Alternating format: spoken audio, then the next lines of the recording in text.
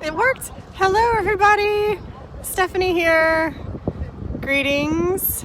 Greetings from our furthest point west. We will be traveling Ocean Shores, Washington, here on the Pacific Coast. I don't know.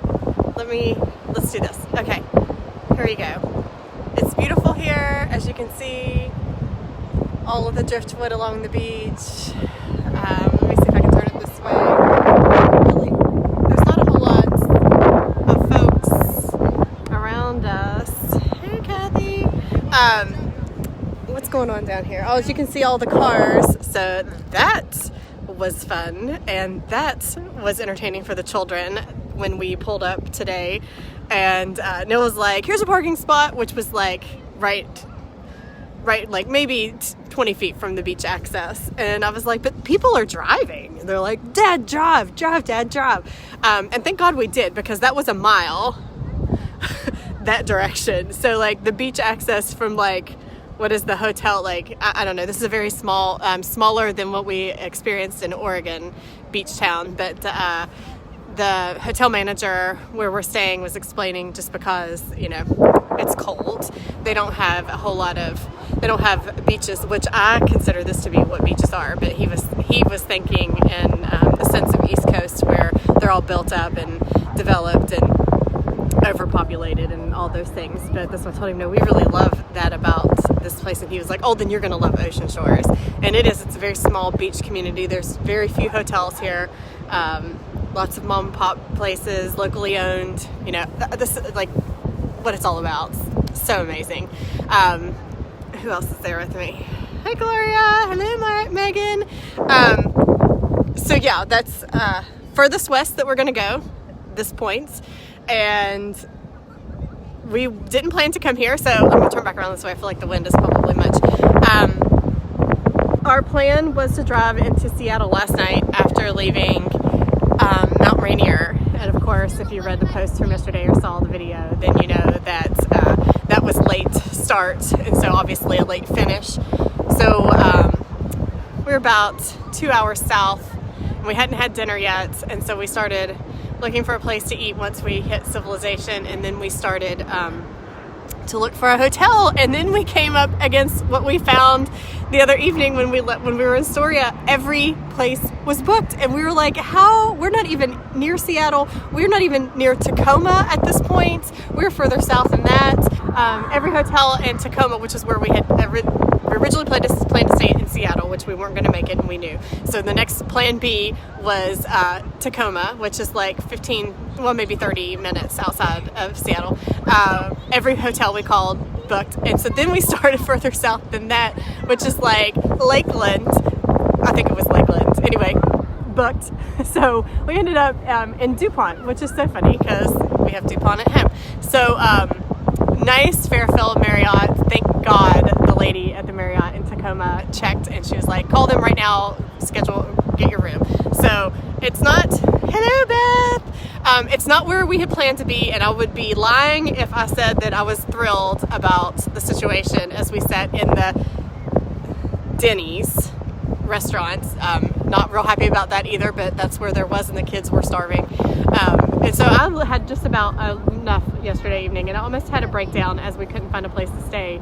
And then the window was like, we have to stop by Walmart. Guys, I hate going to Walmart. If you know me, I schedule the trip once a month if I have to go. And you tell me what you want from there. And if not, then you have to wait until the next time that I go. I don't do what we have done Walmart every couple days, because we only have the small cooler and just the small size of space in traveling. So like we stock up, we run out, restock up, we run out, restock up. And we ran out yesterday because the long trip, they didn't have real lunch. We had brunch before we left, and then we were out in the middle of nowhere for the rest of the day.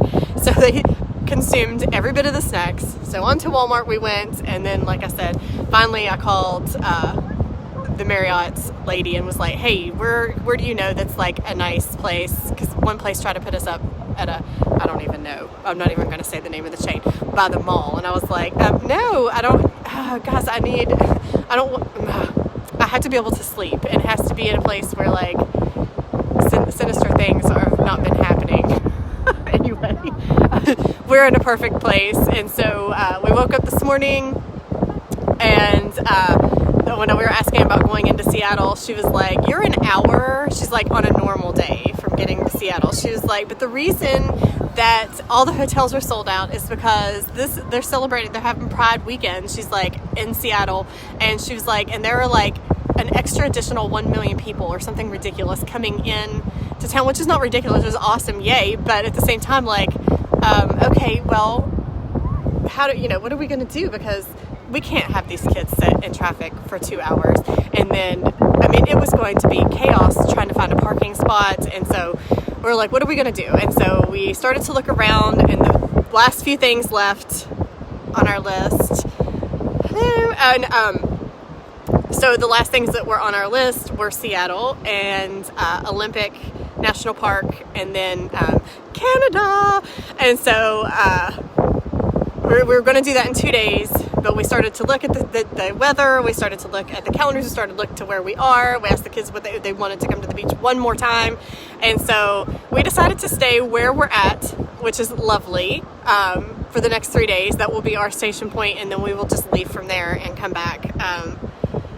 Hey Chris! And so the gentleman, like I said, we would love this, and I'm telling you, it was so exciting to pull out here, and all the cars on the beach and all the people flying kites, and it's freezing. I'm trying not to complain about it. It's cold. I've gotten a little warm. I did a little yoga, but it's like I think it was 67 when we arrived here, but it feels like 40. I mean, the wind is ice, frigid cold. Definitely Alaskan air coming, most probably Canadian air coming down the direction that it's coming from. I mean, I sat here when we first got here with coats, pants, and then every towel over me, and the kids are like, going down to their bathing suits to go in the water. I'm like, you can't go in the water here, guys, it's too cold. Nobody's playing in the water, but so anyway, I figured I probably needed to get out of this insanity. I didn't get a yoga practice, a full one, in yesterday, and I needed to just reconnect, and so that's what I spent the last hour doing over here on my travel mats. And I got warm, and I feel much, much better, and I'm going to now get off of here in just a moment and go play with the kids. I think we're going to fly a kite, which is super exciting. That I don't know how long or who got it for one of the kids, for maybe a birthday or for something, but anyway, it's been in the back of the car since 1912, and when we have to unload and load every time we stop, and so I was like, there's a kite in here, and I was like, oh, that'll be perfect for the beach, and we totally forgot about it when we were in Oregon, so we're going to do that today, take advantage. So I don't know if we're going to be able to make it to there since our plans changed, Scott.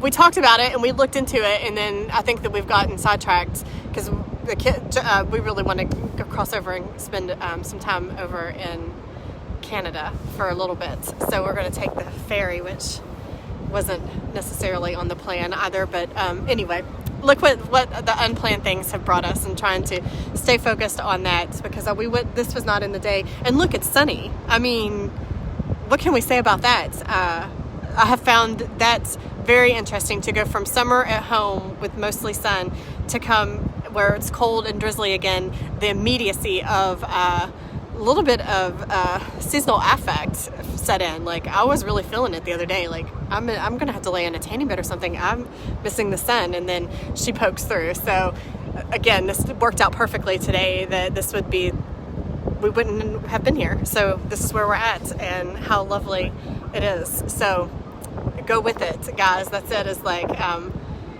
when all else fails, trust the process, trust the plan, trust the outcome.